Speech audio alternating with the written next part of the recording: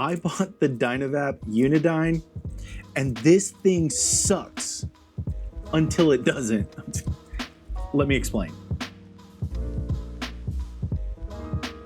Hey, welcome to the channel. If you're new here, I just want to say my name is Drew, and I'm a medical gardening patient who reviews dry herb vaporizers, e-rigs, and other gardening technology. And if you've subscribed to the channel, man, I'm so glad you're here too. Thanks for hanging out and watching me on this sort of review, sort of rant. I've written a full review on this device. It's over on my website, dryherbvapezone.com. I've got a link in my bio, and I've got a link to this specific review in the description below. But you're probably wondering, why do you think this thing sucks, but it's also awesome?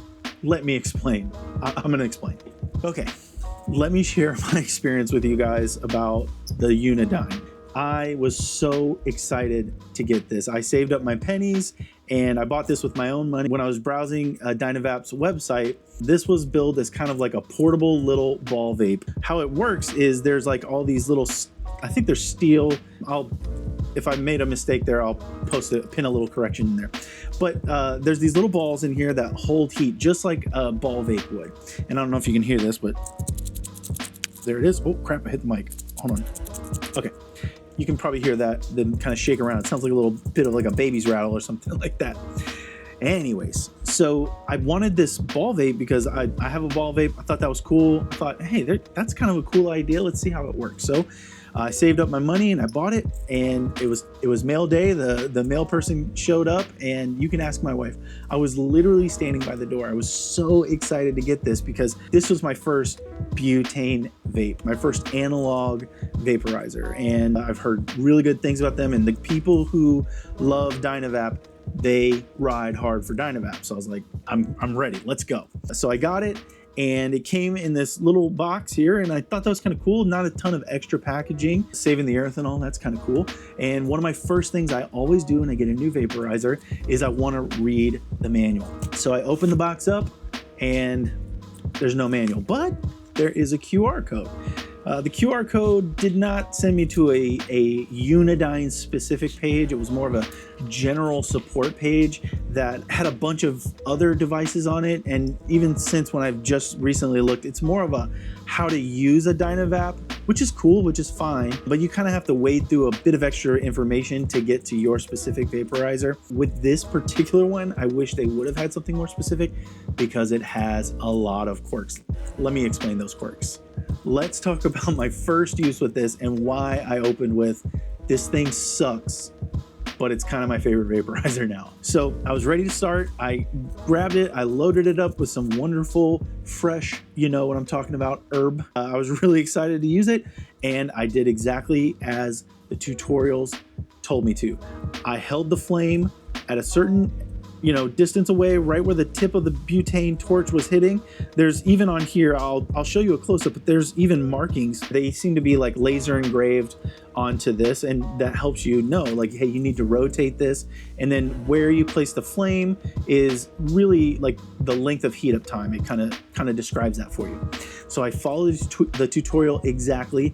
I turn it on, and I've got my butane torch hitting this thing, and I am rotating it just like I'm supposed to do, like a good little boy. And every tutorial says, wait for the click. Once you hear the click, you're ready for a wonderful, wonderful experience. So I was excited and ready for that click, except the click never came. And so I said, well, I'm just gonna wait. Maybe there's, because of these balls that are in here, there's a lot of extra thermal mass. It takes a little while to heat up. No click. Eventually I just said, YOLO, let's go. I'm gonna hit it. And it was just burnt. It was pure smoke. Now, the smoke was good. It was solid, but it wasn't, I ordered a vaporizer, so I combusted. Huge bummer, I know. So I thought, hey, you know what? Let's try again. But the only problem is this thing was screaming hot. I couldn't take the tip off because it's so hot. I couldn't touch it. So I had to wait. So I waited about 5 or 8 minutes, I can't remember. And then it clicks. I was like, what? Okay, it's fine. No worries. So once it cooled down, I debowled it, filled it up again, and set back off, and I was ready to go. This time thinking maybe I'll aim more dead center. I turn on the flame, and I'm heating it, and click within seconds. I got to click. I'm like, sweet, let me hit it. No vapor whatsoever. What the heck? So I wait for it to click again, so it tells me it's ready to be heated again. It clicks again, and I start over again. No click. No click. No click. No click. Finally, I'm like, I gotta go. Take a puff and smoke. So I was bummed, and I put it down and picked up my VZ and called it a night. But the next day, I was determined. And I said, I'm not gonna listen to this click. I don't care. This click means nothing to me. I'm gonna go on pure vibes and feeling. And the second I start to smell a little toastiness, I'm going for it. And so I did. Turned it on, started to smell some toastiness. I said, we'll give it 2 more seconds. So I counted 2 more seconds, took a hit. Oh my God. It's amazing. Absolutely amazing. The flavor was incredible. The vapor was incredible. And the effects were like so good. This has been better than any portable battery powered vaporizer I've used. It's up there. It's not as good as my ball vape, but it's up there. This is crazy. And I don't know if you can see the inside of that bowl, but it's tiny, dude. Tiny. On that little bit, I was absolutely enjoying my night. And I remember I was sitting in bed watching TV with my wife, and I just remember saying like, oh, I get it now. I get it now. So it's really incredible once you get it working. So keep that in mind. It is absolutely incredible, but getting there is pretty hard. So what are my final thoughts on this? I guess my final thoughts are this thing is a lot like golf. Okay, I'm asking you to bear with me a lot on this video, but bear with me one more time. I never played golf. It never really interested me. No shade towards golf. It never really interested me. But years ago, my friends took me to Top Golf, and we did what you normally do at Top Golf. You eat too much, you drink, and you hit golf balls poorly. But at one point in that night, there was an absolutely perfect swing I hit, and I shot a piss missile straight down the fairway, and I felt what it feels like to hit a golf ball perfectly. And I remember thinking to myself, oh my God, I understand why people obsess over this game. That's exactly how I feel about this vaporizer.